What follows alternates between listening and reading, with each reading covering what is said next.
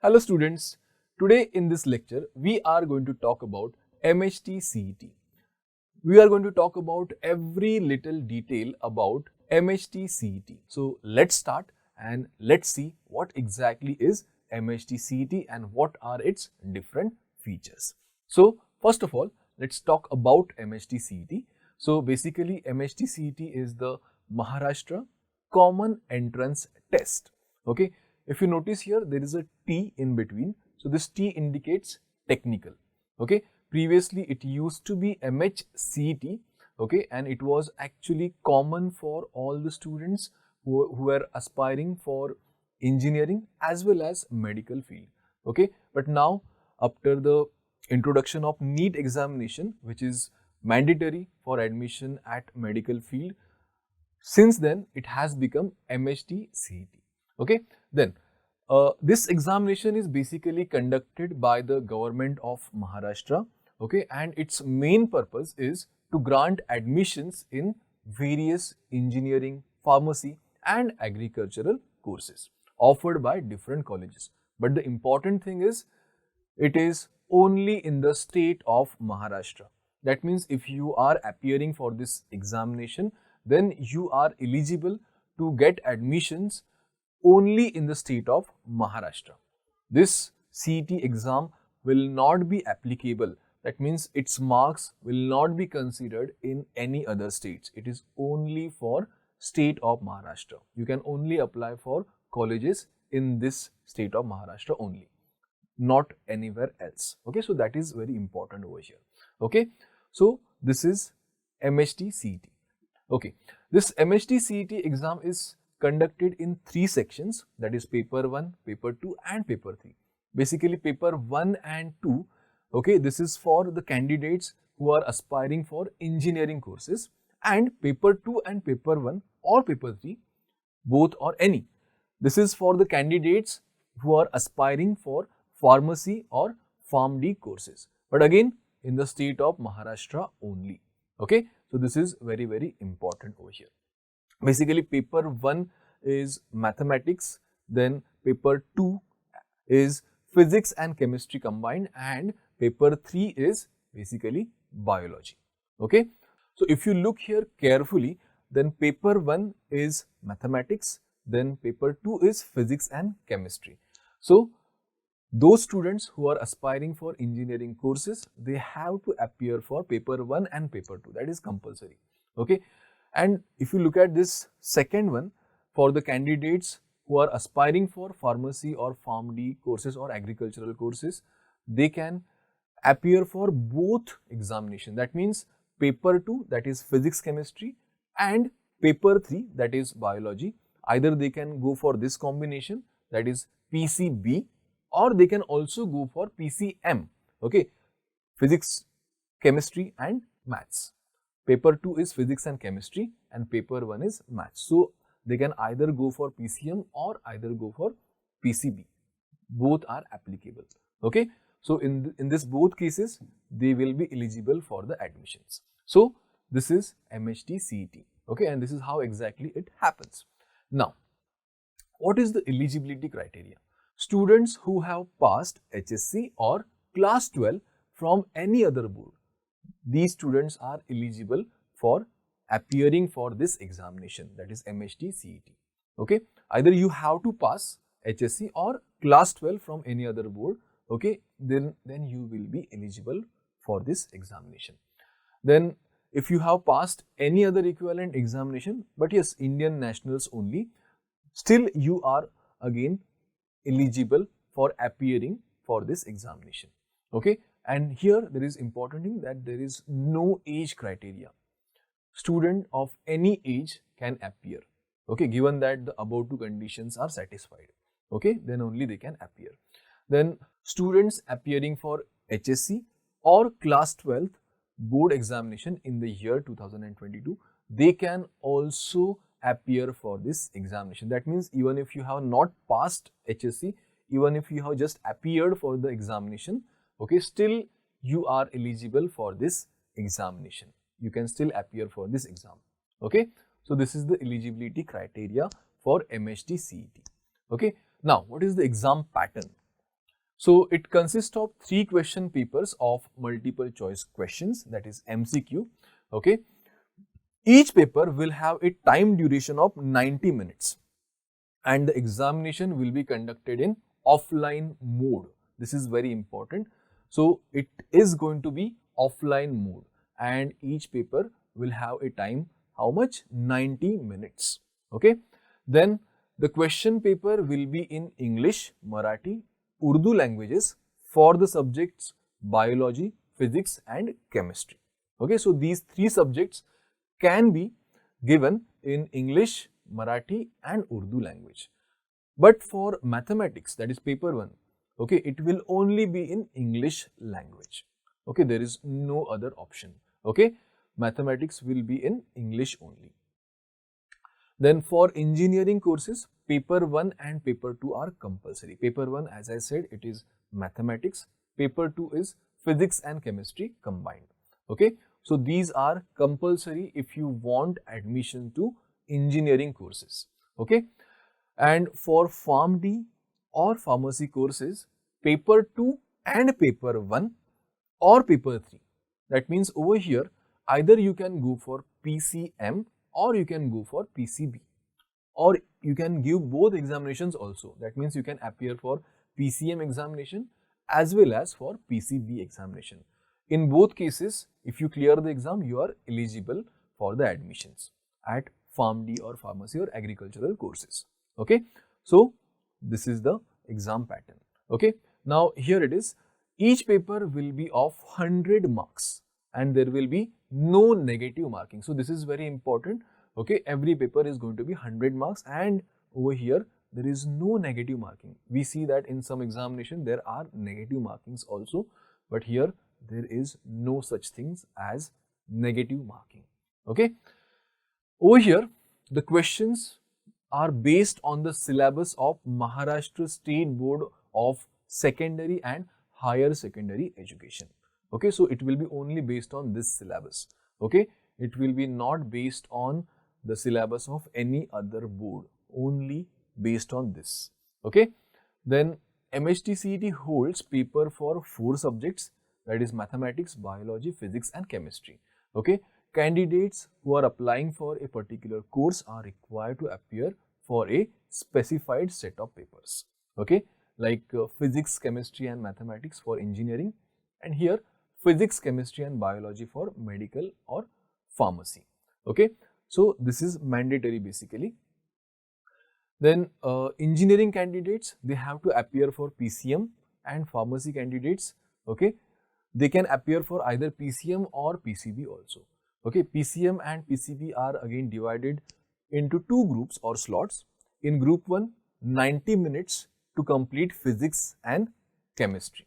Okay, physics and chemistry papers will be together. Okay, and it will have a duration of 90 minutes. In group 2, 90 minutes to complete either maths or biology. Okay, so if you are appearing for, let's say, PCM, then you have to complete maths in 90 minutes. And if you are appearing for PCB, then you have to complete biology in 90 minutes. So here you have group 1 and group 2. So you can see here group 1 is going to be compulsory in both cases, isn't it? PCM or PCB. Physics and chemistry are going to be compulsory. But in group 2, you can see you can have either maths or biology. There are some cases students appear for both examinations also. Some students go for only one examination, either PCM or PCB. Some students appear for both examinations also. This has also been seen. Okay, so this is group 1 and group 2. Now let's talk about PCM group and let's see how the marks are distributed and how many questions will be there. You can see over here in this chart, okay, how the MCQs, the number of MCQs and the marks are distributed for different subjects. Okay, first you have, okay, M11. If you can see over here, M11, that means maths from 11th standard.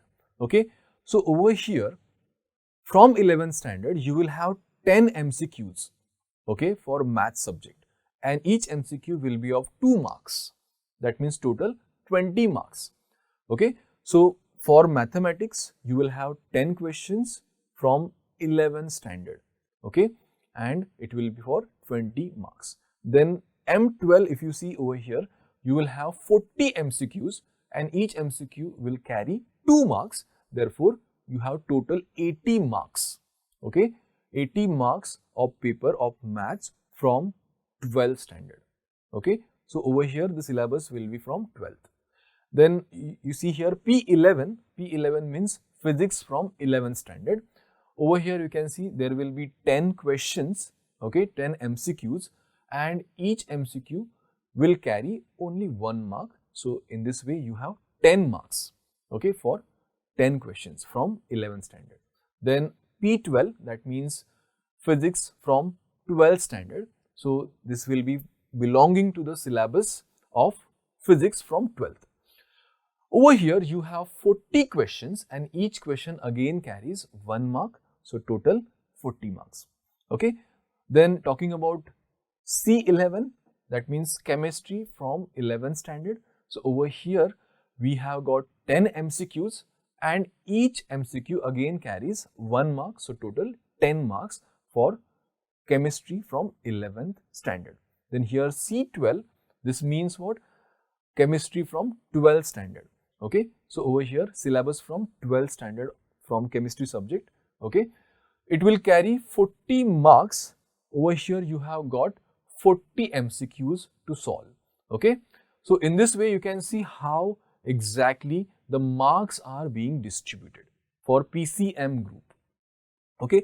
If you look over here carefully, 100 marks in total for math subject, isn't it?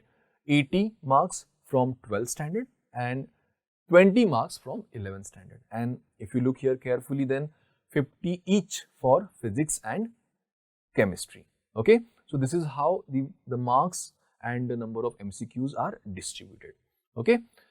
Moving on to the PCB group. So, over here you can see how exactly the marks are distributed in case of PCB group. You can see over here for physics and chemistry, the marks and the number of MCQs, this distribution is same just like the PCM group, okay. Again you can see from 11th standard you have got 10 MCQs for physics, okay, and from 12th standard you have got 40 MCQs for physics, again 10 marks and 40 marks, that means 50 marks for physics. And again you can see for chemistry, again 11th 10 MCQs, 10 marks, then chemistry from 12th, again 40 MCQs and 40 marks. But if you see over here for biology, that means B11 and B12, okay, we have got 20 MCQs from 11th standard, each carrying 1 mark, that means 20 marks, and from 12th standard we have got 80 MCQs, okay, each carrying again 1 mark, that means 80 marks. So, over here biology carries more marks in this case, okay. So, over here if you look carefully, in total we have got 100 marks for biology, 20 from 11th standard and 80 marks from 12th standard. And again if you see physics and chemistry, each are carrying 50 marks, isn't it? Physics for 50 and chemistry for 50 marks. So, in this way, in the case of PCB group, you can see how the marks and the number of MCQs are distributed, okay. So, this is the question paper pattern, okay. Now, exam pattern. So, first of all, let's talk about this type of group.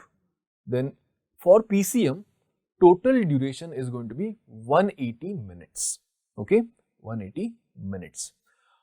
Over here in the first 90 minutes, you have to solve physics and chemistry. Then in the next 90 minutes, you have to solve mathematics. Over here, total marks will be 200. And in case of PCB, again, you have total duration of 180 minutes. First 90 minutes, you have to solve physics and chemistry, and then next 90 minutes, you have to solve biology. Again, total marks are going to be 200. So, this examination will be of 200 marks in total, okay. So, this is how the marks are distributed and this is how the pattern is going to be. This is how the sequence will be. First 90 minutes Everywhere you can see physics and chemistry. In case of PCM, next 90 minutes will be maths, and in case of PCB, next 90 minutes will be biology. Okay, so this is how the exam pattern is going to be. Okay, here you can see the weightage. 11th standard, it has got 20% weightage only. That means the syllabus in 11th, okay, will have only 20% of weightage, whereas the syllabus of 12th standard will have 80% weightage.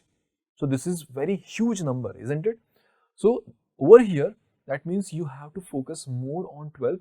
But yes, we have to be careful about 11th standard also. There are particular topics that we have to focus on in 11th standard.